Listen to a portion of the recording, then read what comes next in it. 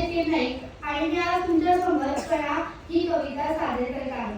ओळखलं का सर मला? पावसात आणला कोणी, कपडे होते करपलेले, केसांवरती पाणी, क्षणभर बसला नंतर हसला, बोलल्यावरती पाहून गंगाबाई पाहुणी आली, गेली घाटात राहून, बाहेर वाशिनीसारखी चार भिंतीत नाचली, मोकळ्या हाती जाय कशी बायको मात्र वाचली, भिंत खचली चूल विझली होते, नव्हते नेले,